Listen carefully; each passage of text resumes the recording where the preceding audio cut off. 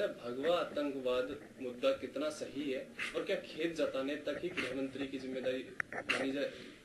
देखिए, सर्वप्रथम हम ये समझ लें कि भगवा तत्व क्या है। भगवा तत्व मनुष्य की अनासक्ति का सूचक है। जब एक सामर्थ्यवान साधक निस्वार्थ भाव को प्राप्त होता है, निर्भीक भाव को प्राप्त होता है, अपने स्वनिर्मित आत्मघाती भय पर विजय प्राप्त करता है, अपने स्वार्थ पर विजय प्राप्त करके राष्ट्र धर्म संस्कृति को अपने जीवनचर्या का मूल बना लेता है, उस अनासक्त भाव को कहते हैं भगवा भाव, भगवा तत्व। भगवा तत्व शौर्य और अनासक्ति का प्रतीक है।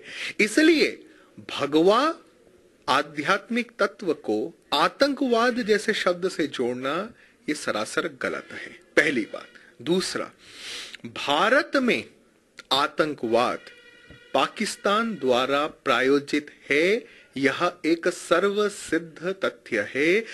गृह मंत्री ही नहीं, स्वयं प्रधानमंत्री और मनमोहन सिंह जी के पूर्व भी कई प्रधानमंत्री इस बात को अभिव्यक्त कर चुके हैं। यूनाइटेड नेशंस में बात उठ चुकी है कि Pakistan sponsored terrorism should be stopped and should be dealt with strongly.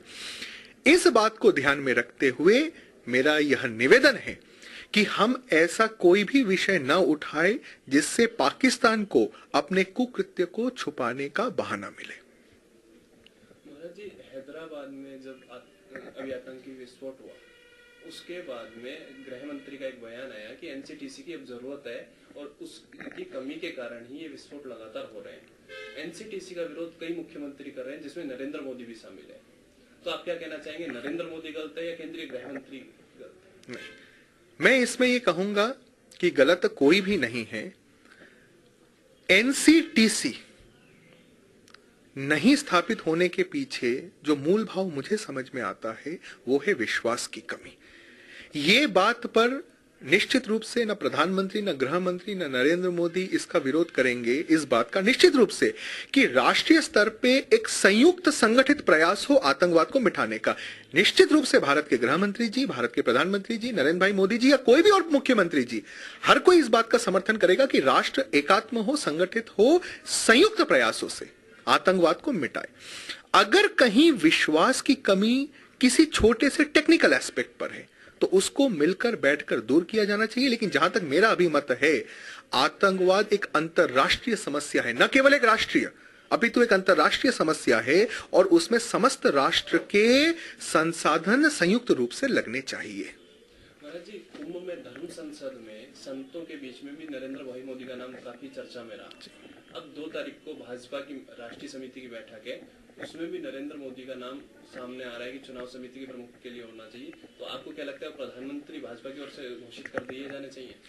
इस समय जो अंतर्राष्ट्रीय परिस्थितियां हैं उसको ध्यान में रखते हुए पूरा देश एक चीज चाहता है कि राष्ट्र का नेतृत्व निर्णायक हो, राष्ट्र का नेतृत्व राष्ट्रवादी हो, राष्ट्र का नेतृत्व ऐसा हो जो भारत को समग्र आर्थिक विकास के क्षेत्र में आगे बढ़ा सके, सामाजिक समरसता स्थापित कर सके और सबसे दुखित, शोषित दलित व्यक्ति को भी उसका राजनीतिक अधिकार दिला सके, साथ ही जिसकी मानसिकता हिंदू संस्कृति, भारतीय संस्कृति में गड़ी हुई हो।